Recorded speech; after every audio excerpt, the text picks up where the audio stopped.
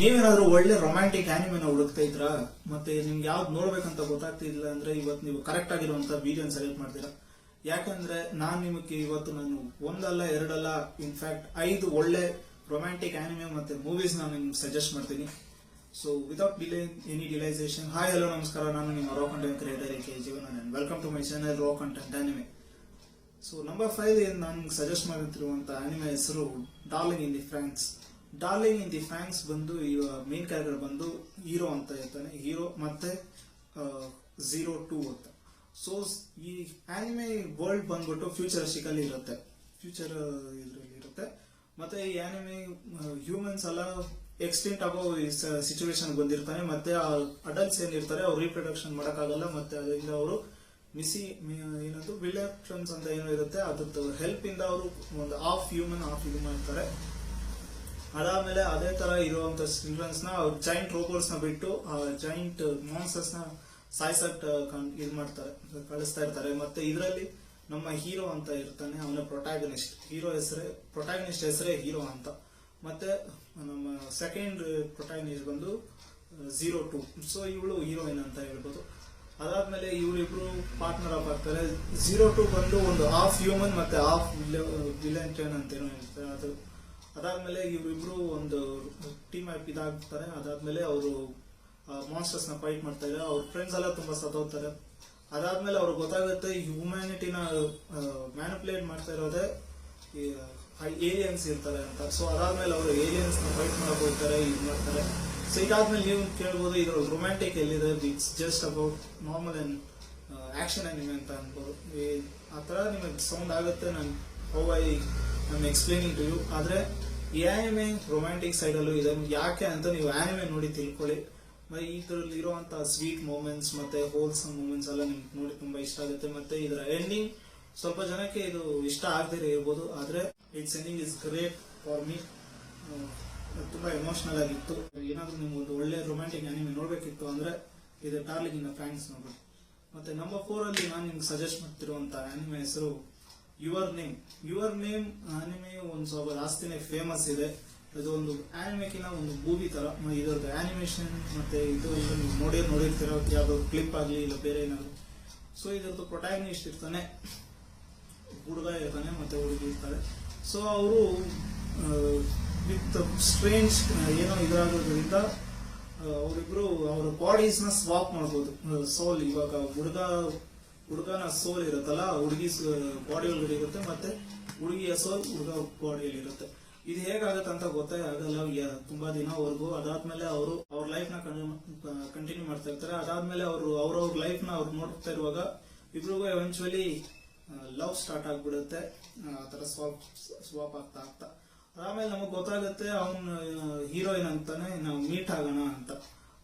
ಅವ್ರು ಡಿಸೈಡ್ ಆಗ್ತಾನೆ ಮೀಟ್ ಆಗೋಣ ಅಂತ. ಬಟ್ ಈಗ ಟ್ವಿಸ್ಟ್ ಬರೋದೇ ಇಲ್ಲಿಂದ. ಯಾಕಂದ್ರೆ ಆ ಹುಡುಗಿ 3 ವರ್ಷ ಮುಂಚೆನೆ ಸತ್ತೋಗಿರ್ತಾಳೆ.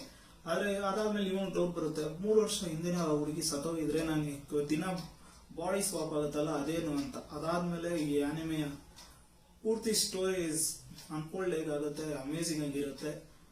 ನಿಮ್ಗೆ ಏನಾದ್ರು ಒಂದು anime with great style of animation ಆಗಲಿ ಮತ್ತೆ high quality animation, high quality story ಎಲ್ಲ ನಿಮ್ಗೆ ಬೇಕಂದ್ರೆ ಈ ಆನಿಮೆನ ನೋಡಿ. ಸೊ ನಂಬರ್ 3 ಅಲ್ಲಿ ಇರುವಂತ ಆನಿಮೆ ಹೆಸರು weathering with you is also similar to your name.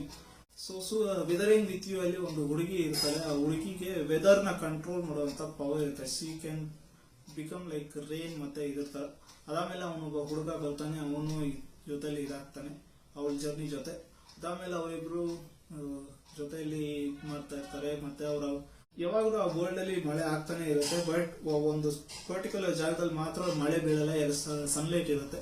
ಅದನ್ನೇ ಅವರು ಹೋಲಿ ಪ್ಲೇಸ್ ಅಂತ ಅನ್ಕೊಂಡಿರ್ತಾರೆ. ಅದಾದ್ಮೇಲೆ ಆ ಹುಡುಗಿ ಅಲ್ಲಿ ಹೋಗ್ತಾಳೆ. ಅಲ್ಲಿ ಹೋಗಿ ಅವಳಿಗೆ ಏನಾಗುತ್ತೋ ಗೊತ್ತಿಲ್ಲ, ಶಿ ಗೆಟ್ಸ್ ಸೂಪರ್ ಪವರ್ಸ್ ಆತರ ಹೇಳ್ಬೋದು. ಅದಾದ್ಮೇಲೆ ಅವರು ಮಳೆನೆಲ್ಲ ನಿಲ್ಸಕ್ ಟ್ರೈ ಮಾಡ್ತಾರೆ, ಜಾಸ್ತಿ ಇದಾಗ್ತಿರೋದ್ರಿಂದ. ಅದನ್ನ ಅವರು ಇದು ಮಾಡಿದ್ಮೇಲೆ ಅವ್ರಿಗೆ ಹುಡುಗಿ ಮತ್ತೆ ಅವಳು ಸಿಗ್ತಾಳ ಇಲ್ವಾ ಅನ್ನೋದೇ ಈ ಆನಿಮೆ. ಸೊ ಅದು ಬಿಟ್ರೆ ನಂಬರ್ 2 ಅಲ್ಲಿ ಇರುವಂತ ಆನಿಮೆ ಹೆಸರು Josee the tiger and the fish. Josee and the tiger the fish is an anime where disabled girl ಇರ್ತಾಳೆ ಜೋಸಿ ಅಂತ ಅವಳು. ಮತ್ತೆ ಇನ್ನೊಬ್ಬ ಇರ್ತಾನೆ ನಮ್ಮ ಸುನಿಯೋ ಅಂತ ಮೇನ್ ಕ್ಯಾರೆಕ್ಟರ್ ಹೆಸರು. ಅವನು ಸ್ಟೂಡೆಂಟ್ ಆಗಿರ್ತಾನೆ. ಅವನದು ಏನ್ ಆಸೆ ಅಂದ್ರೆ ಅವನು ಅಬ್ರಾಡ್ ಅಲ್ಲಿ ಹೋಗಿ ಅವನ ಅವನಿಗೆ ಮರೀನ್ ಅಂದ್ರೆ ಈ ವಾಟರ್ ಅಲ್ಲಿರುವಂತ ಈ ಕ್ರೀಚರ್ಸ್ ಬಗ್ಗೆ ಎಲ್ಲ ತುಂಬಾ ಇಂಟ್ರೆಸ್ಟ್ ಇರುತ್ತೆ. ಅದನ್ನ ಅವನು ರಿಸರ್ಚ್ ಮಾಡೋದ್ರೆ ಅದ್ರ ಬಗ್ಗೆ ಓದ್ಬೇಕು. ಅದನ್ನ ಅವನು ಬೇರೆ ದೇಶದಲ್ಲೂ ಓದೋದೇ ಅವನದು ಮೇನ್ ಗೋಲ್ ಇರುತ್ತೆ. ಅವನು ಬೇರೆ ಬೇರೆ ಪಾರ್ಟ್ ಟೈಮ್ ಜಾಬ್ಸ್ ಮಾಡ್ತಾ ಇರ್ತಾನೆ. ಮತ್ತೆ ಇದರಲ್ಲಿ ಅವ್ನು ಮೀಟ್ ಆಗೋದೇ ಜೋಸಿ ಅನ್ನೋ ಹುಡುಗಿನ. So Josee is disabled girl. ಅವಳು ಏನು ಚಿಕ್ಕಾಗಿ ಇದು ಮಾಡ್ತಾ ಇರ್ತಾಳೆ, ಪೇಂಟಿಂಗ್ ಇಷ್ಟ ಅದಿಷ್ಟ. ಆದ್ರೆ ಅವಳು ಜಾಸ್ತಿ ರೂಡ್ ಆಗಿ ಬಿಹೇವ್ ಮಾಡ್ತಾ ಇರ್ತಾಳೆ. ಯಾರ್ ಕಂಡ್ರೂ ಆಗ್ತಾ ಇರ್ಲಿಲ್ಲ, ಎಲ್ಲಾರನ್ನ ಹೇಟ್ ಮಾಡ್ತಾ ಇದ್ಲು, ಮತ್ತೆ ರೂಡ್ ಆಗಿ ಬಿಹೇವ್ ಮಾಡ್ತಾ ಇದ್ಲು. ಯಾಕಂದ್ರೆ ಅವಳ ಜೊತೆ ಯಾರು ಫ್ರೆಂಡ್ಸ್ ಇದ್ದಿದ್ದಿಲ್ಲ. ಅವಳು ಚಿಕ್ಕ ವಯಸ್ಸಕ್ಕಿಂತ ಶಿ ವಾಸ್ ಆಲ್ ಇದ್ದಿದ್ ಯಾರಂದ್ರೆ ಅವಳ ಅಜ್ಜಿ. ಅವ್ರ ಅಜ್ಜಿನ ಬಿಟ್ರೆ ಅವಳಿಗೆ ಯಾರು ಇರ್ತಾ ಇರ್ಲಿಲ್ಲ. ಸೊ ಅದಾದ್ಮೇಲೆ ಅವ್ರ ಅಜ್ಜಿ ಕೇರ್ ಟೇಕರ್ ಸುನಿಯೋನೇ ಅವ್ರ ಕೇರ್ ಟೇಕರ್ ಆಗಿ ಅಪಾಯಿಂಟ್ ಮಾಡ್ತಾಳೆ. ಮತ್ತೆ ಸುನಿಯೋ ಅವಳ ಜೊತೆ ಇರ್ತಾಳೆ. ಇನಿಷಿಯಲ್ ಡೇಸ್ ಅಲ್ಲಿ ಇಬ್ರು ಅಷ್ಟೇನ್ ಸೆಟ್ ಆಗಲ್ಲ, ಒಬ್ರು ಜಗಳನೇ ಆಡ್ತಾ ಇರ್ತಾರೆ ಯಾವಾಗೂ. ಅದಾದ್ಮೇಲೆ ಇದ್ ಮಾಡ್ತಾ ಇದ್ದಾರೆ. ಅದಾದ್ಮೇಲೆ ಸುನಿಯೋ ಯಾವಾಗ ಅವ್ನು ಗೊತ್ತಾಗುತ್ತೆ ಶಿ ಇಸ್ ಜಸ್ಟ್ ಲೋನ್ಲಿ. ಜೋಸಿ ತುಂಬಾ ಲೋನ್ಲಿ ಇದ್ದಾಳೆ. ಮತ್ತೆ ಅವಳದೇನ್ ಆಸೆಗಳಂದ್ರೆ ಅವಳ ಫಿಸಿಕಲ್ ಲಿಮಿಟೇಷನ್ಸ್ ನ ಬಿಟ್ಟು ಅವಳು ಎಲ್ಲ ಟ್ರೈ ಮಾಡೋದನ್ನೋದೇ ಅವಳ ಆಸೆ ಇತ್ತು ಅಂತ ಅವ್ನಿಗೆ ಗೊತ್ತಾಗುತ್ತೆ. ಅದಾದ್ಮೇಲೆ ಅವನು ಸಪೋರ್ಟ್ ಮಾಡ್ತಾನೆ. ಅವಳದು ಏನೇನು ಆಸೆ ಇರುತ್ತೆ ಅದನ್ನೆಲ್ಲ ಕಂಪ್ಲೀಟ್ ಮಾಡಕ್ಕೆ. ಇದಾದ್ಮೇಲೆ ಆನಿಮೆ ಹೇಗ್ ಹೋಗುತ್ತೆ ಎಲ್ಲ ನೀವು ನೋಡಿ ತಿಳ್ಕೊಳ್ಳಿ. ಜಾಸ್ತಿ ನನಗೆ ಸ್ಪಾಲರ್ಸ್ ಕೊಡೋಕೆ ನನ್ಗೆ ಇಷ್ಟ ಇಲ್ಲ. ಸೊ ನಂಬರ್ 1 ಇರುವಂತ ಆನಿಮೆ ಹೆಸರು ಪ್ಲಾಸ್ಟಿಕ್ ಮೆಮೊರೀಸ್. ಪ್ಲಾಸ್ಟಿಕ್ ಮೆಮೊರೀಸ್ ಕೂಡ ಒಂದು ಫ್ಯೂಚರ್ ಅಲ್ಲಿ ಸೆಟ್ ಆಗಿರುವಂತ ಆನಿಮೆನೆ.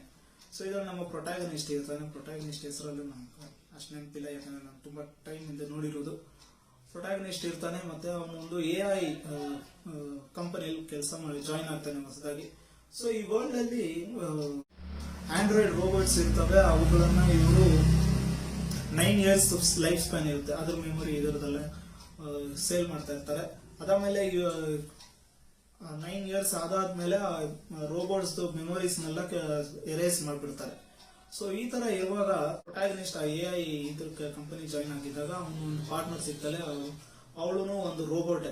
So she is also robot. ಮತ್ತೆ ಅವಳು ಏನ್ ಭಯ ಅಂದ್ರೆ ಅವಳು ಯಾವತ್ತು ಈ ತರ ಆಗ್ಬಿಡ್ತಾಳೆ ಅಂತ. ಅವಳು ಡೇಟಾ ಸ್ಪ್ಯಾನ್ ಎಂಡ್ ಆಗಿ ಅವಳು ಯಾವಾಗ ವಾಪಸ್ ಅವ್ರನ್ನ ಒಂದು ಕ್ಯಾಬಿನ್ ಅಲ್ಲಿ ಹಾಕ್ಬಿಡ್ತಾರೆ ಅಂತ ಅದೇ ಅವಳದು ಚಿಂತೆ ಆಗಿರುತ್ತೆ. ಅದಾದ್ಮೇಲೆ ಇಬ್ರು ಕೆಲಸ ಜೊತೆಲಿ ಮಾಡ್ತಾ ಇರ್ತಾರೆ. ಈ ನಮ್ಮ ಹೀರೋ ಎವೆನ್ಚುಲಿ ಅವಳನ್ನ ಲವ್ ಮಾಡಕ್ ಆದ್ಮೇಲೆ ಯಾಕಂದ್ರೆ ಇಟ್ಸ್ ವಾಸ್ ಟೂ ಲೇಟ್. ಯಾಕಂದ್ರೆ ಅವಳದು ಟೈಮ್ ಕೂಡ ಹತ್ರ ಬಂದ್ಬಿಡ್ತು. ಅವಳನ್ನ ಒಂದು ರೋಬೋಟ್ ಆಗಿ ಇದ್ ಮಾಡಕ್ ಹೋಗ್ಬಿಡ್ತಾ ಇದ್ರು, ಕ್ಯಾಬಿನೆಟ್ ಮಾಡಕ್ ಹೋಗ್ತಾ ಇದ್ರು.